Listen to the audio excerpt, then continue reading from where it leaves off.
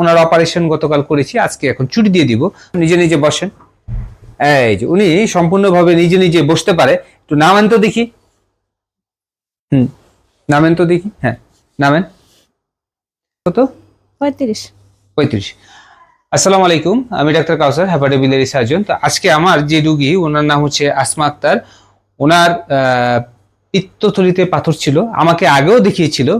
ওনার বেশ কিছুদিন ধরে ব্যথা, কিন্তু গত 2 দিন ধরে ওনার খুব তীব্র পেটে ব্যথা হয়, সেই কারণে উনি ইমার্জেন্সি ভাবে হাসপাতালে ভর্তি হয়।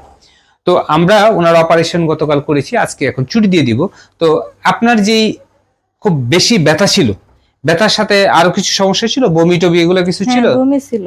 ওনার ব্যথা ছিল এবং বমি ছিল। তো অনেকেই ভাবেন যে ব্যথা থাকা অবস্থায় ওনার ব্যথা ছিল এবং বমি ছিল। তো অনেকেই ভাবেন যে ব্যথা থাকা অবস্থায় অপারেশন করা যায় না।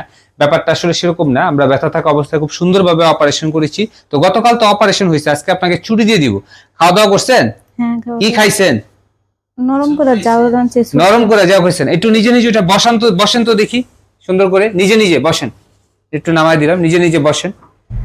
এই যে উনি সম্পূর্ণভাবে নিজে নিজে বসতে পারে। একটু নামেন তো দেখি। নামেন তো দেখি। হ্যাঁ, নামেন। ব্যাস ব্যাস। উনি সম্পূর্ণভাবে নিজে নিজে বসতে পারে এবং নামতে পারে এবং খাওয়া দাওয়া করছে। তো আজকে আমরা ছুটি দিয়ে দিব।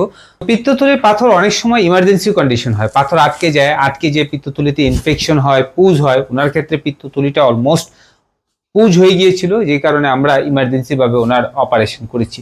তো আলহামদুলিল্লাহ এখন উনি সুস্থ আছে, বাড়ি যাবে। এখন কোনো ব্যথা আছে নাকি?